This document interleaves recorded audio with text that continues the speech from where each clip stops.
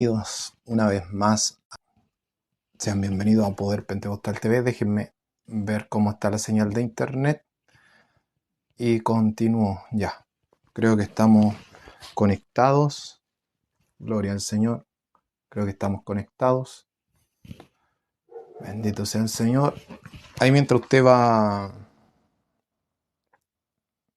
se va sumando a la sintonía, le pido que pueda tener un poquito de paciencia. Amén. Vamos a estar tratando un tema que espero en el Señor pueda ser de edificación. Así que pueda mantenerse conectado. Amén. Gloria al nombre del Señor. Ya, ahí creo que estamos saliendo bien. Saludo entonces a la congregación, saludo a nuestros pastores que han tenido la posibilidad de transmitir desde el sur de nuestro país. Yo también tuve la posibilidad de ir al sur, pero no tan al sur. Y es bueno tomarse un descanso muchas veces. Claro, uno aclara que cuando se da un descanso es para reposar físicamente, la mente y todo eso. Pero otras personas que no aman a Dios piensan que darse un descanso es apartarse de Dios. No lo es, no es así. Amén. Entonces, saludos cordiales también a nuestro pastor Mauricio de Santiago, a su esposita, a sus hijos, a nuestro pastor Francisco, a quienes se han sumado al ministerio también, sea el Señor bendiciendo, a Placilla, a nuestro hermano Hernán que se fue al sur, y bien a todos aquellos hermanos en Cristo también alrededor de los diferentes lugares donde los sintonice, sea el Señor bendiciendo sus vidas.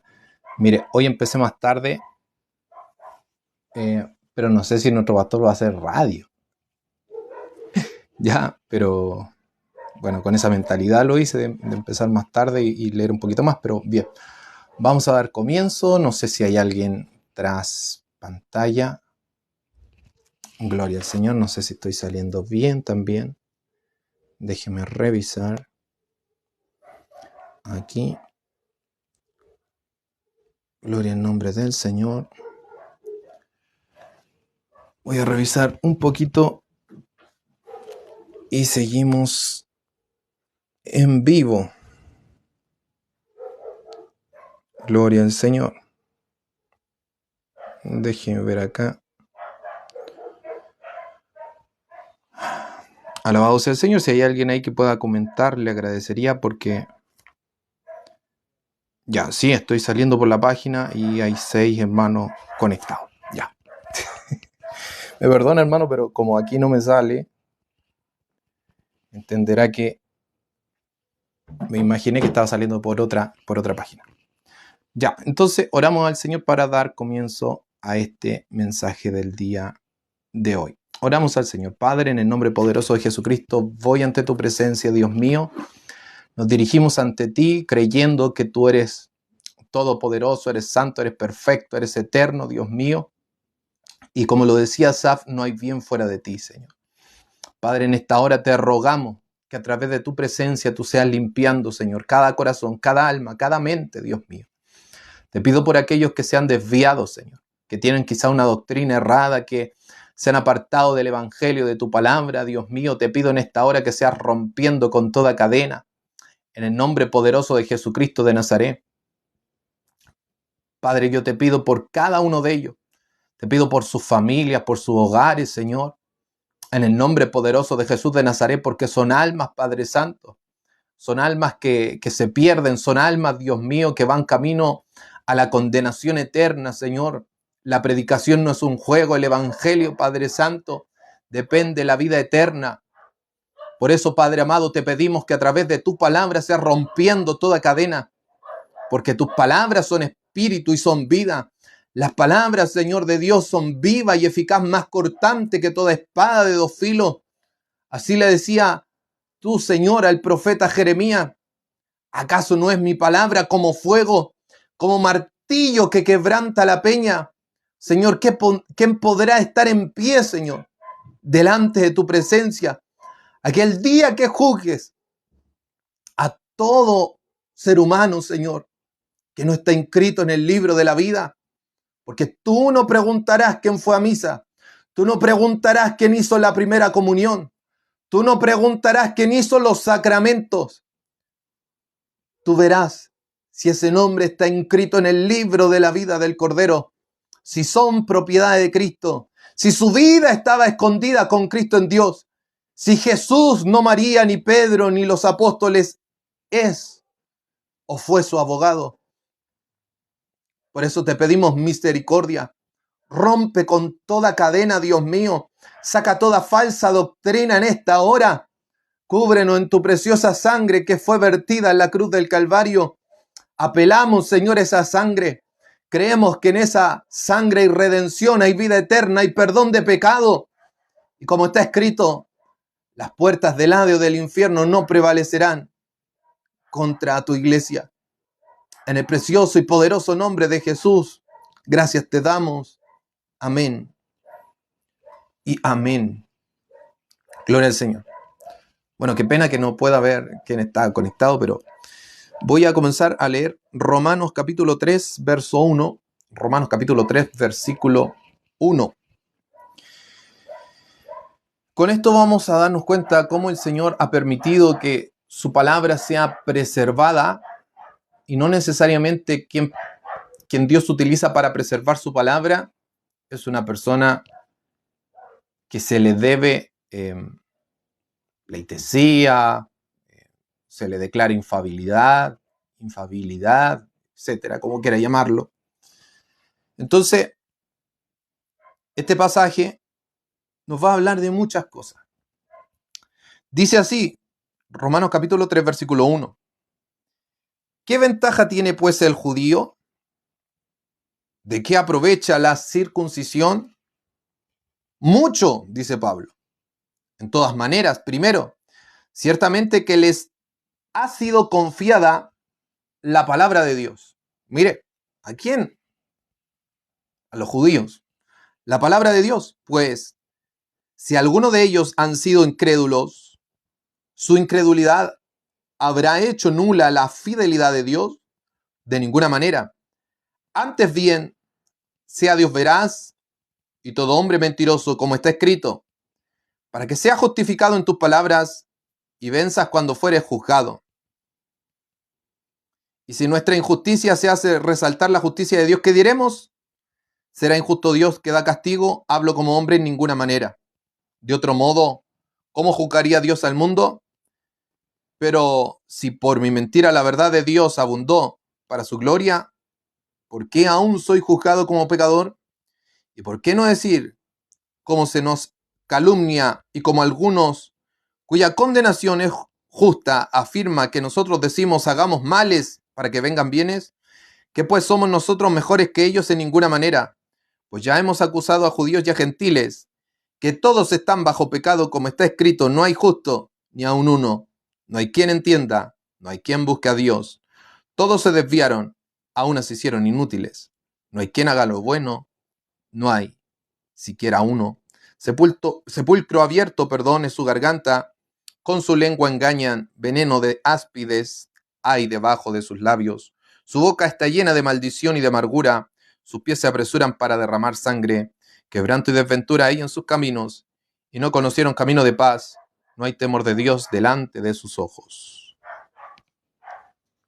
Amén. Y termina diciendo Pablo, pero sabemos que todo lo que la ley dice, lo dice a los que están bajo la ley, para que toda boca se cierre y todo el mundo quede bajo el juicio de Dios, ya que por las obras de la ley ningún ser humano será justificado delante de él, porque por medio de la ley es el conocimiento del pecado. Amén. Gloria al Señor. Voy a ver si hay alguien conectado, porque de verdad que el teléfono no me muestra nada. Bueno, ahí veo 5 reacciones, no me salen comentarios, pero voy a predicar por fe nomás. Por fe nomás. Ya. Básicamente quería tomarme el verso 4. Romanos 3, verso 4. De ninguna manera, antes bien sea Dios veraz y todo hombre mentiroso. Sea Dios veraz y todo hombre mentiroso. Ya aquí Pablo habla de la culpabilidad del ser humano, específicamente Romanos capítulo 1 y capítulo 2 pone en evidencia la culpabilidad tanto del gentil como del judío. Aunque Dios le había encargado el guardar la palabra. ¿En qué sentido? Traer la palabra. Pero eso hacía al judío inefable o infalible. ¿Qué significa básicamente esta palabra infalible? Que no se va a equivocar, que no puede haber contradicción ni equivocación. No hay error. ¿Fue eso lo que se declaró a los judíos? No, en ninguna manera, porque ya sabemos cómo el pueblo de Israel en su mayoría, no en su totalidad, pero en su mayoría, rechazó a los profetas y rechazó a Jesús de Nazaret. No todos, evidentemente, los apóstoles eran judíos, no eran romanos y no eran griegos, aunque en honor a la verdad, el Nuevo Testamento fue escrito en griego porque era la lengua común. De ahí viene la palabra o la definición de griego koiné, que básicamente significa común. Habían cerca de 4 tipos de griego, si no me equivoco, pero se le llamó griego común, como el inglés. El inglés, se hablan varios tipos de inglés, se le llama un inglés común que básicamente la pronunciación no es como la del inglés, por ejemplo, de Estados Unidos. Hay otros que pronuncian como se habla prácticamente en español, pronuncian el inglés. Entonces hay un inglés básicamente común que se puede entender, a eso se refiere. Entonces, a través de ese idioma se escribe el Nuevo Testamento y se escribe una traducción del Antiguo Testamento que la hacen judíos en Egipto, llamada la Septuaginta, la traducción de los 70, que se redondea a 70, ante la petición de Ptolomeo IV Filadelfo, ahí está, para tener la Biblia en su biblioteca, ¿ya? Me disculpan, hermanos, que a veces se va la idea, pero estos mensajes verdaderamente uno tiene que memorizar y no he repasado, pero sí tengo algunos datos que pueden servirle, ¿ya?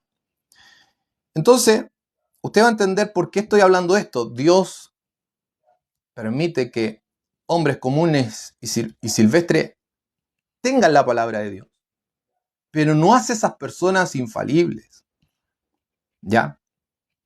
Aquí vamos a ver cuál es la definición que la Iglesia Católica le da de infalible al Papa y en qué sentido.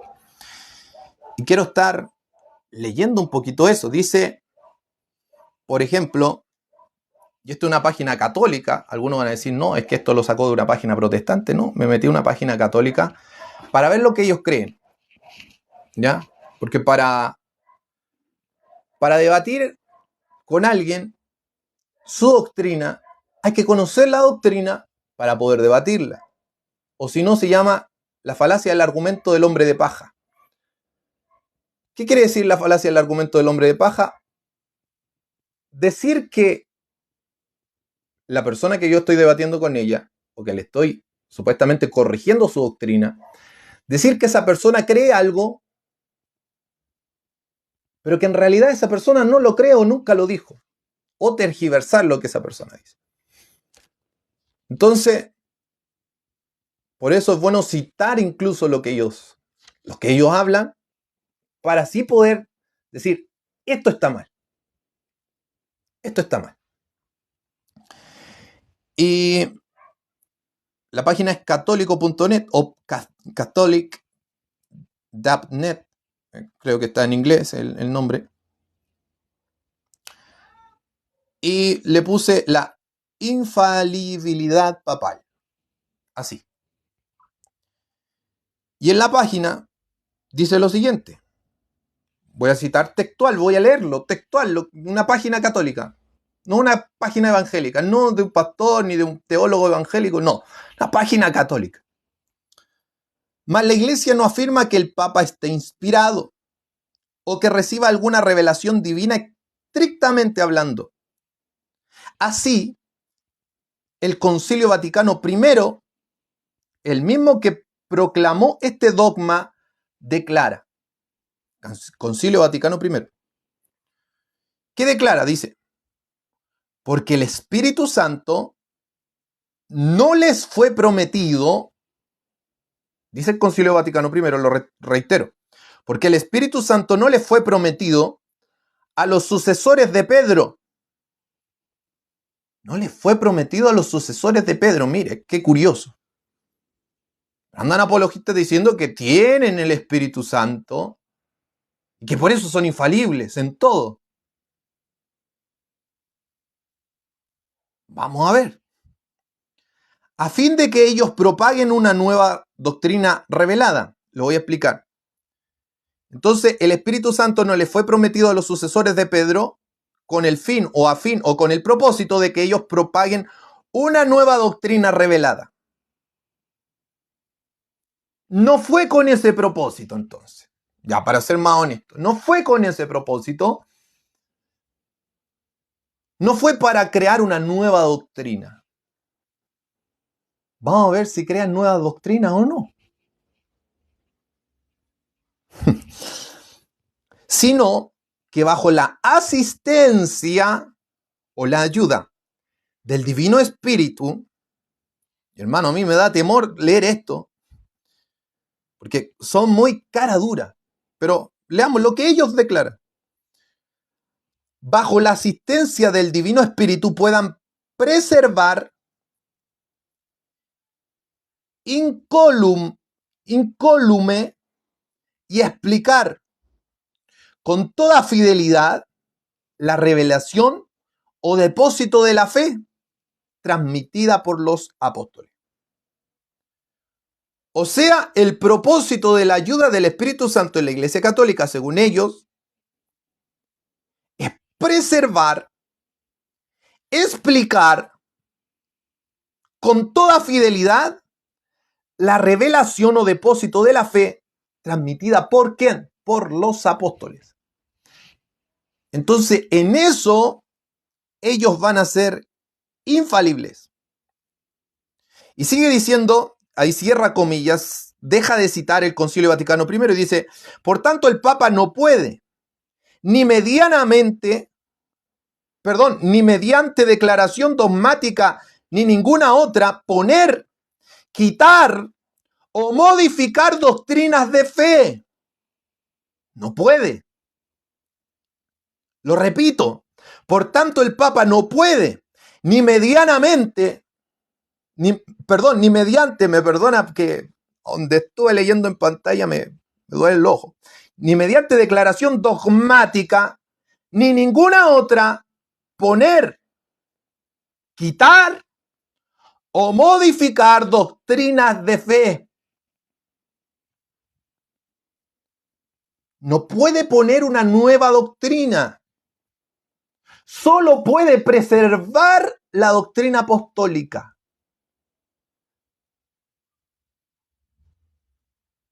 Ojo con eso. Recálquelo. Anótelo. El Papa, según el Concilio Vaticano I, no puede entonces poner, quitar o modificar doctrinas de fe. No puede inventar una nueva doctrina.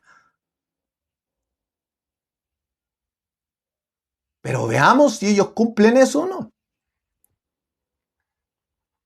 Su misión es solo preservarla, dice esta página católica, y transmitirla tal como nos llegó desde los apóstoles y mantenerla libre de error.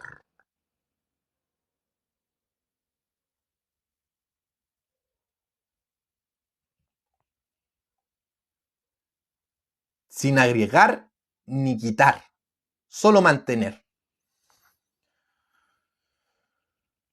Pero veamos qué pasó. Porque ellos dicen primero que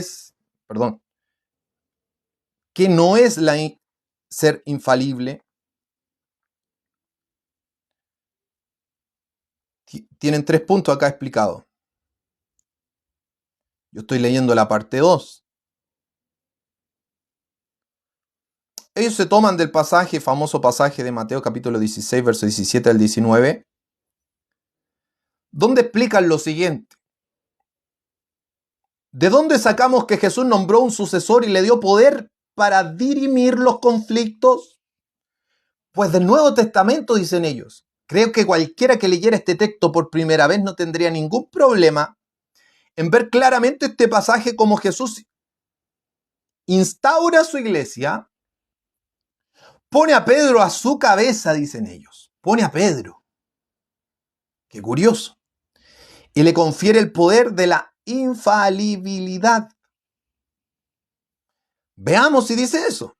Citan ellos textualmente a Mateo 16, verso 17 al 19. Bienaventurado eres, Simón Bar-Jonás. Ahí citan una palabra aramea. Sí, en griego da a entender hijo de Jonás. Bueno, démosela como válida, está bien. Porque ellos van a utilizar este trasfondo del arameo a su favor. Aquí lo van a ver. Porque no te ha revelado eso la carne y la sangre, sino mi Padre que está en los cielos. Y yo te digo que tú eres Pedro, y ellos le ponen entre paréntesis que es Petros en griego. Citan el griego. Y que sobre esta piedra, Petra, edificaré mi iglesia y las puertas del infierno no prevalecerán contra ella. Y a ti daré las llaves del reino de los cielos, y todo lo que atares sobre la tierra será también atado en los cielos, y todo lo que desatares sobre la tierra será también desatado en los cielos. Ahora miren que la interpretación que dan ellos a este pasaje. Dicen, el original griego Petra es piedra, más exactamente roca grande. Al igual que es castellano en sustantivo femenino, a Simón no le puede dar un nombre femenino, así que lo masculiniza y le llama Petros. O sea, exactamente la misma palabra. Pero cambiada de género, o sea, una palabra Petros en masculino y Petra en femenino. Lo único que dicen ellos que hay diferencia, nada más.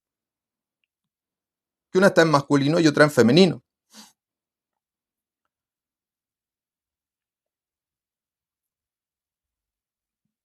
Pero van a decir ellos que esta palabra viene del arameo, que la palabra es Kefas, y de ahí viene el nombre Simón Kefa.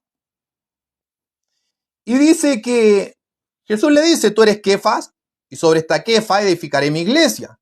Pero lo curioso es que el Nuevo Testamento está escrito en griego. Y cuando se utiliza la palabra Petra, en el Antiguo Testamento, cuando se profetiza la piedra que habría de venir, o que Dios es la piedra, se utiliza la palabra Petra.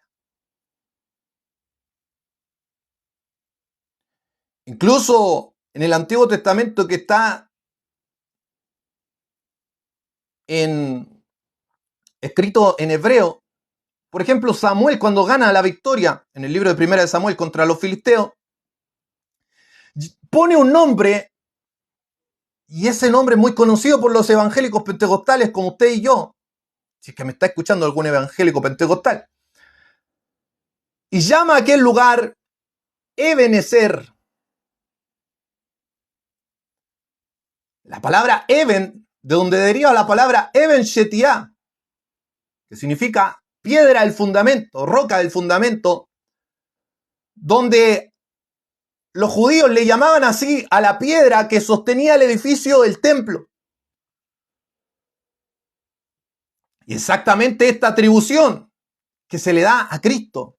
Y es el mismo apóstol Pedro en sus cartas que trata a Cristo como la roca. Y que nosotros somos piedras vivas. Y da a entender por qué a él le ponen Petros. Porque Petro es una edificación sobre esta piedra de fundamento. Y Cristo es el fundamento y la cabeza del ángulo, que es la piedra que se pone abajo y la piedra que se pone arriba para sustentar la parte elevada del edificio.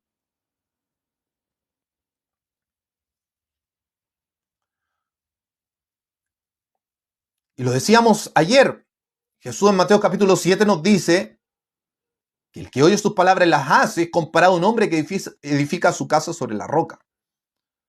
Primera de Corintios capítulo 3, versículo 11, Pablo nos dice lo siguiente. Porque si supuestamente el Papa tiene que mantener la doctrina de los apóstoles, veamos qué dicen los apóstoles. ¿O no? Digo yo. Porque si ellos consideran que los 27 libros son palabra de Dios y tienen autoridad apostólica, veamos qué dijeron los apóstoles.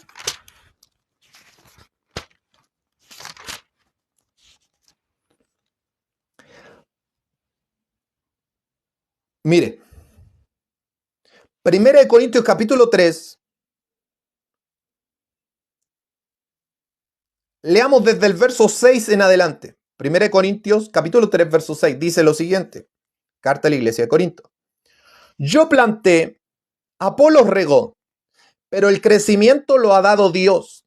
Así que ni el que planta es algo, ni el que riega, sino Dios que da el crecimiento. Y el que planta y el que riega son una misma cosa. Aunque cada uno recibirá su recompensa conforme a su labor. Porque nosotros somos colaboradores de Dios. Y vosotros sois labranza de Dios, edificio de Dios. La analogía de Cristo sobre la roca edificar una iglesia es una analogía de construcción. Y Pablo lo entiende de esta manera, y el apóstol Pedro, quien estuvo ahí, lo entiende de la misma manera. Ambos autores entienden que la iglesia se edifica sobre Cristo y no sobre Pedro.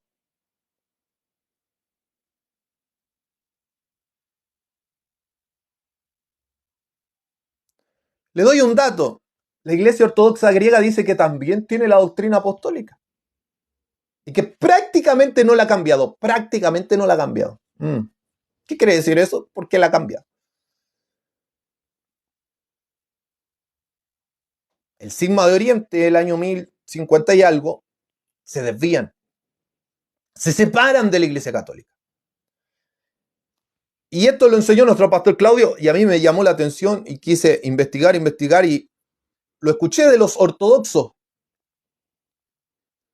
Declaración textual de la iglesia ortodoxa griega declara públicamente que ellos no creen en la infalibilidad del Papa. Porque para ellos,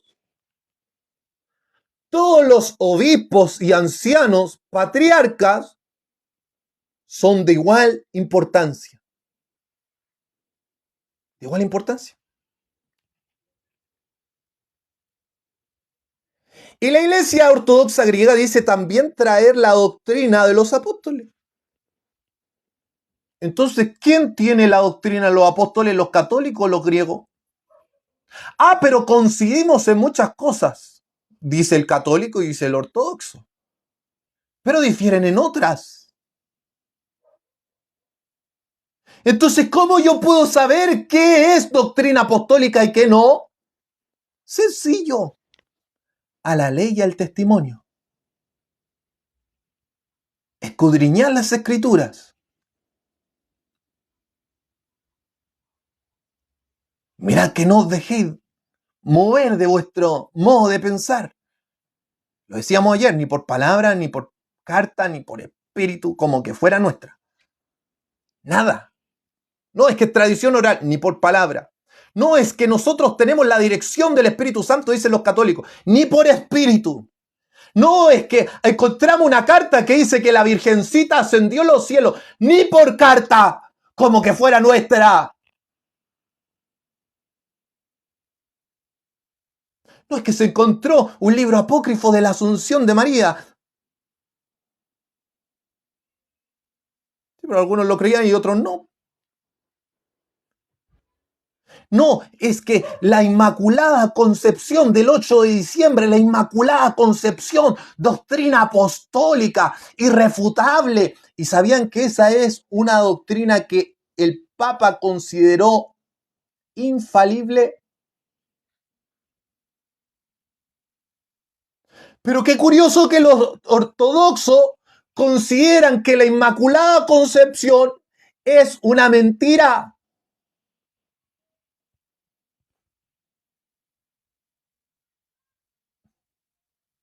Ellos no creen que exista un papa infalible, porque no creen que sea una doctrina apostólica, y no la es. Así que derrumbamos el castillo de cartas del catolicismo romano, se cae a pedazos. No existe infalibilidad. No existe. Gloria a Dios si pasó por sus manos estas cartas, los 27 libros. Da lo mismo si por los judíos pasó el Antiguo Testamento, por los romanos pasó el Nuevo. Dios utilizó hasta reyes paganos para hacer volver del exilio y construir el segundo templo a reyes paganos. Ve a Ciro, final de Isaías 44, Isaías 45, versículo 1 en adelante. Ah, pero dirán, pero es que Dios lo llamó mi escogido, mi ungido. ¿Ya? ¿Y Artajerjes? ¿Y Darío? ¿Acaso no eran paganos? Claro que eran paganos. ¿Eso lo hace infalible? No. Hicieron una cosa buena. Gracias. Hasta luego. Por eso voy a seguir una tradición de Ciro y una tradición de Artajerjes y una tradición del rey Darío. No. Porque Dios utiliza hasta una burra como a Balaam. Pregúntele a Balaam si no me cree.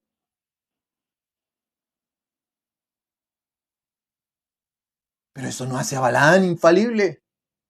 Ah, ¿cómo lo sabemos? Porque sí, aunque Pedro le llama profeta. Pero sabemos que se desvió porque el mismo Pedro lo dice. Y el Antiguo Testamento también lo recalca, ¿sí?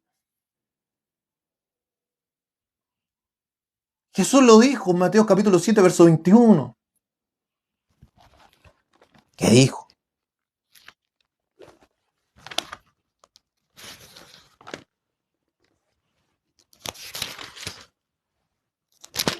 Mateo 7 le dije. No voy a hacer muy largo el programa, espero.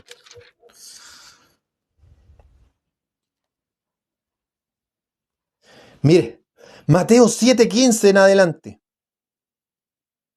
Vamos a leerlo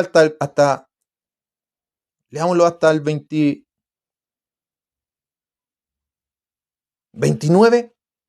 Leámoslo hasta el 29. Saludos a mi hermano Isaac Jacob Espejo Zúñiga. Miren, un tocayo. Pocos hermanos que he conocido que se llaman Jacob.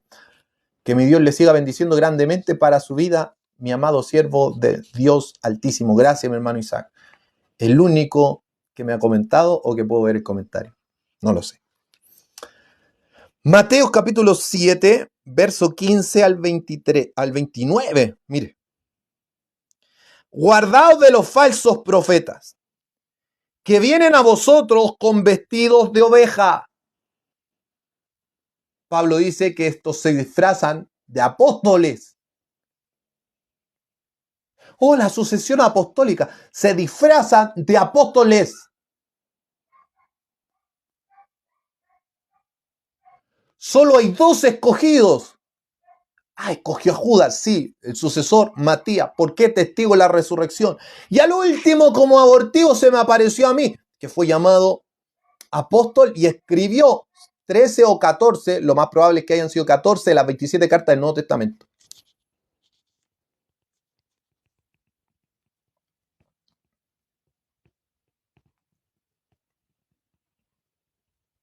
Del ministerio de Jesús que anduvieron con Cristo, hasta Matías, el último que se le apareció, Pablo. Y también tenemos el título de apóstol, pero como enviado ya no la misma autoridad, en Bernabé y en Silas, como en términos general, como enviado. Jesucristo también recibe el título de apóstol en el sentido de enviado de Dios. Pero esta autoridad, hasta ahí nada más. Los demás son discípulos, pero no infalibles. ¿Por qué? Porque lo dice Jesús, guardaos de los falsos profetas que vienen a vosotros con vestido de oveja, pero por dentro son lobos rapaces, por sus frutos los conoceréis. ¿Acaso se recogen uvas de los espinos o higos de los abrojos? Así todo buen árbol da buenos frutos, pero el árbol malo da frutos malos. No puede el buen árbol dar malos frutos, ni el árbol malo dar frutos buenos. Todo árbol que no da buen fruto es cortado y echado en el fuego. Así que por sus frutos los conoceréis. ¿Dónde quedan todos esos asesinatos? Ah, es que no usaron la infalibilidad ahí para hacer la Santa Inquisición. ¿Y por qué le llamaron santa? ¿Cuándo Jesús o los apóstoles mandaron a matar?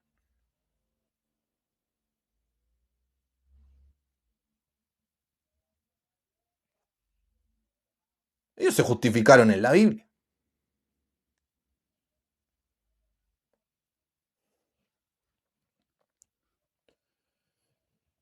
¿Por qué dice esto Jesús? Por sus frutos los conocerán. A los casos gigantescos de corrupción. Ahora el Papa manda a bendecir a las parejas del mismo sexo. ¿Qué dice la Iglesia Ortodoxa griega? Que según los dos tienen la doctrina apostólica sin modificación. Dice, eso no es doctrina apostólica, es una herejía. Mientras que el católico apostólico romano lo justifica.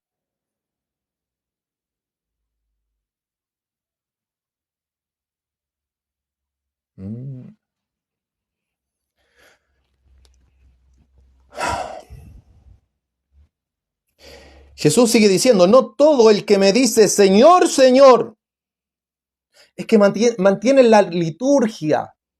Ah, hermano, entonces la Iglesia Ortodoxa griega es buena. No estoy diciendo que la Iglesia Ortodoxa griega tienen imágenes que según ellos tienen una conexión con esa imagen, a través de la imagen tiene una conexión con esa persona.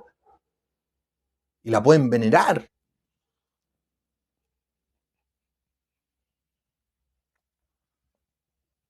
No creen a todas las apariciones de las vírgenes.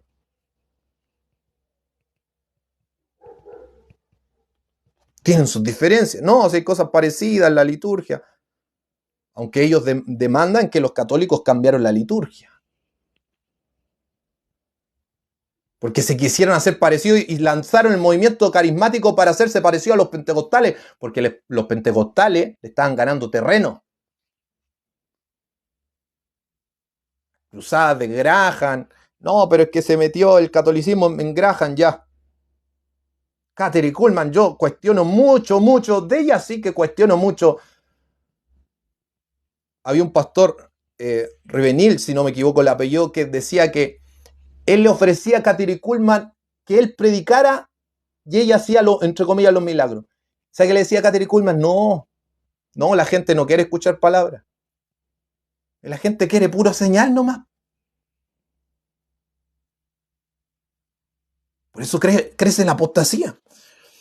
No todo el que me dice Señor, Señor entrará en el reino de los cielos, dijo Jesús, sino el que hace la voluntad de mi Padre que está en los cielos. Muchos me dirán en aquel día, Señor, Señor, ¿no profetizamos en tu nombre? Y en tu nombre echamos fuera demonios, y en tu nombre hicimos muchos milagros. Entonces les declararé, nunca os conocí apartados de mí, hacedores de maldad.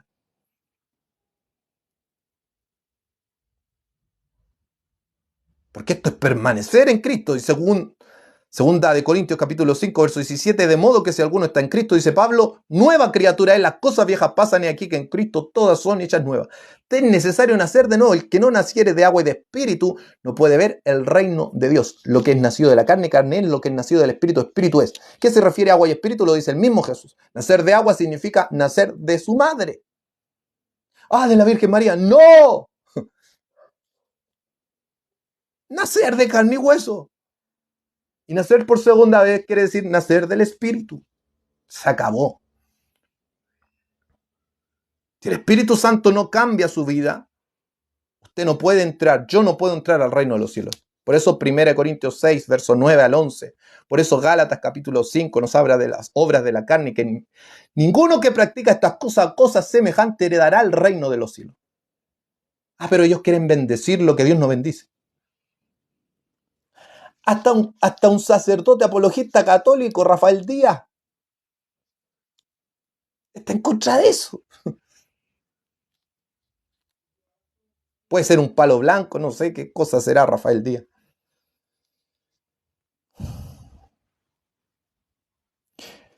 Verso 24, cualquiera pues que me oye estas palabras y las hace, le compararé a un hombre prudente que edificó su casa sobre la roca. Descendió la lluvia. ¿Y quién es comparado a un hombre que edifica su casa sobre la roca? Al que le oye las palabras de Jesús y las hace. Descendió lluvia y vinieron ríos y soplaron vientos y golpearon contra aquella casa. Y no cayó porque estaba fundada sobre la roca. Pero cualquiera que me oye estas palabras y no las hace, le compararé a un hombre insensato que edificó su casa sobre la arena. Y descendió lluvia y vinieron ríos y soplaron vientos y dieron con ímpetu contra aquella casa y cayó y fue grande su ruina. Cuando terminó Jesús estas palabras, la gente se admiraba de su doctrina porque les enseñaba como quien tiene autoridad, no como los escribas. Pero los escribas trajeron la palabra. Pero Jesús no les dio ningún mérito. ¿Qué habíamos dicho delante? 1 Corintios capítulo 3. No me acuerdo si lo terminé de leer.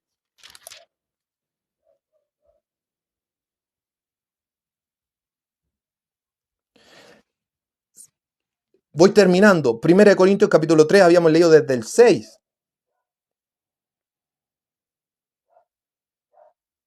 Leamos el verso 10. Conforme a la gracia de Dios, 1 Corintios 3:10, conforme a la gracia de Dios que me ha sido dada, yo como perito arquitecto puse el fundamento y otro edifica encima. Pero cada uno mire cómo sobreedifica, porque nadie puede poner otro fundamento que el que está puesto, el cual es Jesucristo. Jesucristo es el fundamento de la iglesia.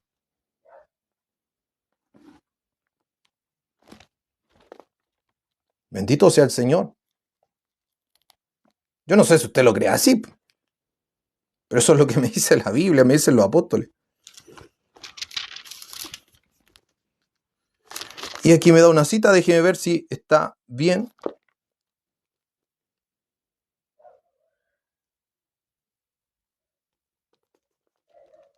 No. Bueno, termino para no pasarme tanto de la hora, sé que empecé más tarde, pero bien. Voy a terminar leyendo esto. Ájale. El tercer punto es donde ellos hablan qué es realmente infalibilidad papal y cuándo es el Papa infalible. Así explican los católicos. Y dice así. En 1870 el Concilio Vaticano I, reunión de obispos, teólogos, etc., declaró el dogma de la infalibilidad papal con las siguientes palabras. Cita textual el texto. El romano pontífice, cuando habla ex cátedra, que quiere decir con autoridad, esto es, cuando el ejercicio de su oficio de pastor y maestro de todos los cristianos en virtud de su suprema autoridad apostólica, define una doctrina de fe o costumbres como que debe ser sostenida por toda la iglesia, posee por la asistencia divina que le fue prometida en el bienaventurado Pedro aquella infalibilidad de la que el divino Redentor quiso que gozara su iglesia en la definición de la doctrina de fe y costumbres. Por esto dichas definiciones del romano pontífice son en sí mismas, y no por el consentimiento de la iglesia, irreformables. Constitución dogmática, Pastor Aeternus, capítulo 4. ¿Qué quiere decir esto? Lo explica la misma página católica. O sea, no se declara que todo lo que dice el Papa sea infalible, dicen ellos. Solo lo es cuando hace una declaración formal en ciertas condiciones. El propio Catecismo de la Iglesia, 891, nombra 3 condiciones que deben reunirse para que una definición pontífica, o sea, del Papa, sea ex cátedra. ¿Cuáles son estas 3 condiciones? Primero, el Papa debe hablar como pastor y maestro supremo de todos los fieles que confirma en la fe a sus hermanos, o sea, debe dirigirse a y hablar en nombre de la Iglesia Universal o Católica, no por cuenta propia expresando su opinión personal. Parte 2, perdón.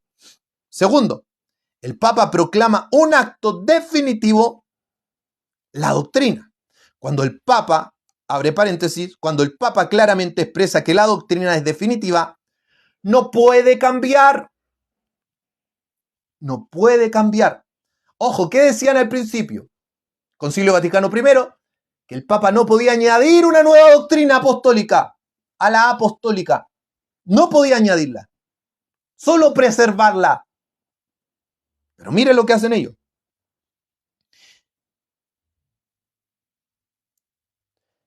El tercer punto, el Papa habla en cuestiones de fe y moral. Por tanto, no es infalible si habla de ciencia, política, economía, deportes o lo rico que está el repollo. Es solo infalible en cuestiones de fe y de moral. ¿Ya? De fe y de moral. O sea, teología, doctrina, dogmas, que son incuestionables, que son ciertos. Voy terminando aquí. Siguen diciendo, la misión de la Iglesia y por tanto del Papa es la de preservar pura, lo sigue reiterando, y sin contaminación la doctrina original cristiana tal como nos fue entregada por los apóstoles.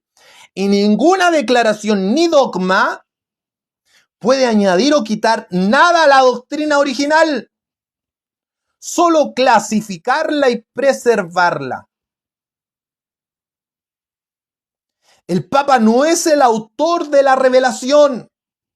O que lo escuchen los apologistas católicos. El Papa no es autor de la revelación, sino su infalible intérprete expositor. Oh, porque la Iglesia Católica preservó 27 libros, entonces, ¿qué? Si él no creó la revelación bíblica. Eso es muy cuestionable porque ya eran consideradas palabra de Dios desde antes.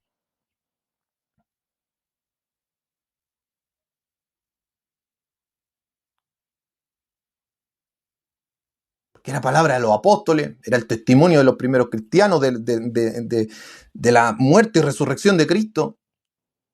Y de lo hecho los apóstoles, como lo escribe Lucas, supervisión de Pablo.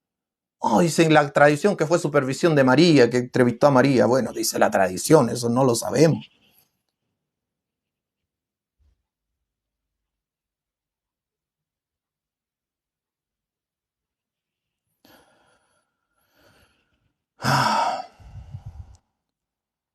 Solo clasificarla y preservar la doctrina. El Papa no es el autor de la revelación, sino su infalible intérprete y expositor. No tiene autoridad para quebrantar la ley divina.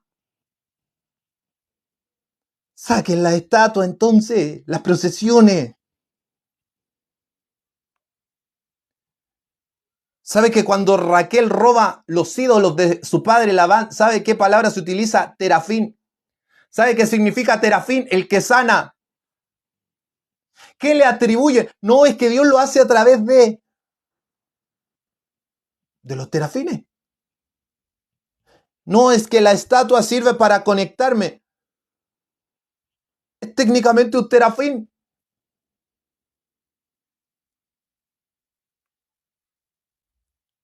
Una reliquia, una imagen que sana. Oh, pero la iglesia no lo enseña, pero lo practica.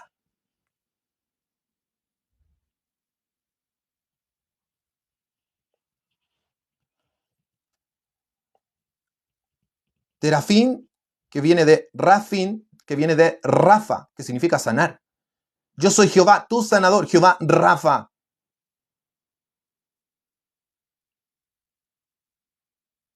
No, es que yo le puedo orar a un muerto. ¿Dónde? El que osó hablar con un muerto, Dios le quitó la vida. Pregúntele al rey Saúl.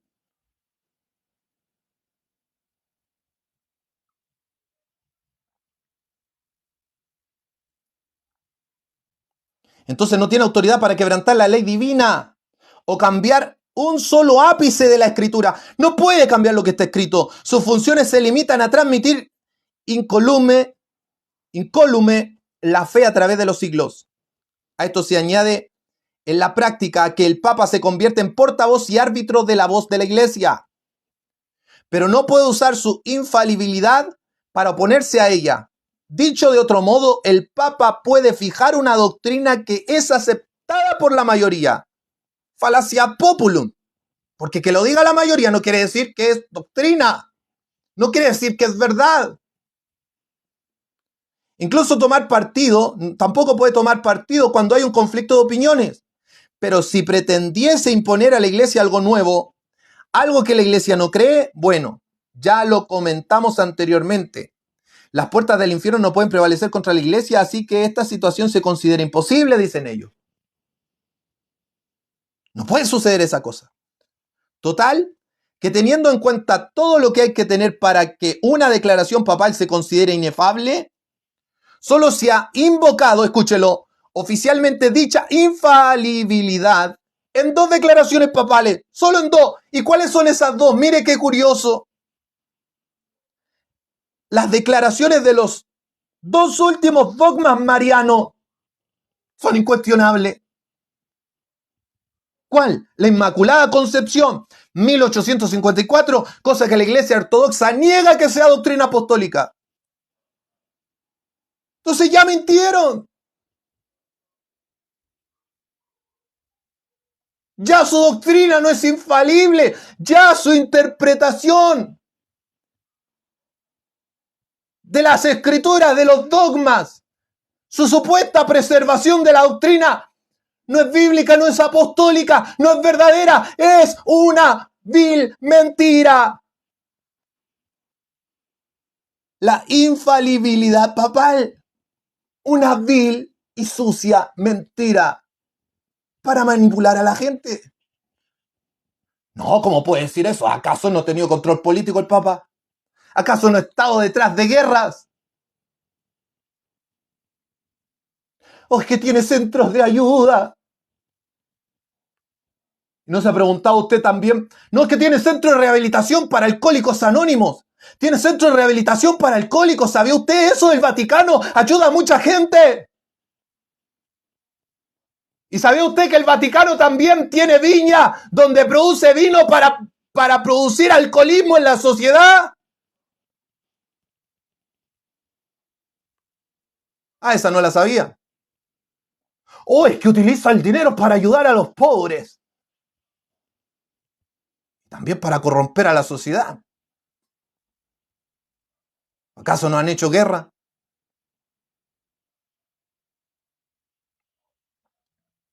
Oh, pero los protestantes, ¿quién le ha dicho que los protestantes son infalibles? Y Lutero, yo no he dicho que Lutero es infalible. Sea Dios verá y todo hombre mentiroso, con eso empecé el mensaje.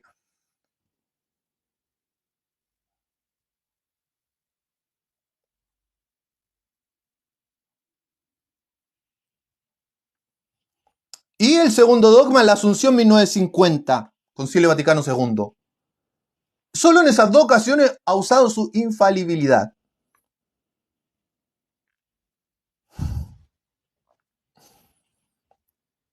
A mí me daría pena decir, ahora me hago orgullosamente católico. Oh, el Señor reprenda al diablo, hermano. Vamos a orar por ello. Que son al fin y al cabo, dice, creencias aceptadas ya por la iglesia primitiva, dice ello. Los mismos ortodoxos, mire la mentira que dice, los mismos ortodoxos comparten estas creencias, aunque las rechazan como dogma porque no aceptan la autoridad del Papa. Mentira, ellos no creen en la Inmaculada Concepción. Ah, pero es que los ortodoxos celebran el 9, no el 8. ¿Pero qué celebran? El nacimiento de María. Pero no Inmaculada, sin pecado. Según ellos, la madre fue Ana y no recuerdo el otro.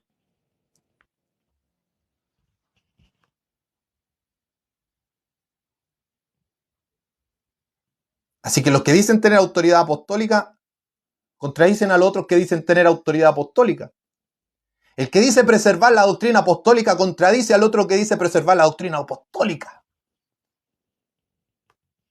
Entonces parece que no era nada tan infalible el caballero, el señor Papa, o cara de punto suspensivo. Perdón.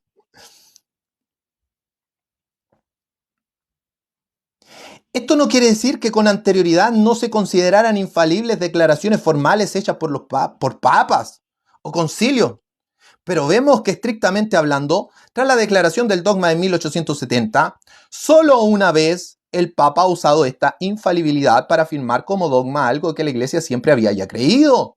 Siempre. Qué raro, porque le están diciendo de Grecia que no. Juan Pablo II, por poner un ejemplo, fue Papa durante 27 y gobernó la Iglesia estupendamente, bien sin necesidad de usar ni una sola vez la prerrogativa de infalibilidad.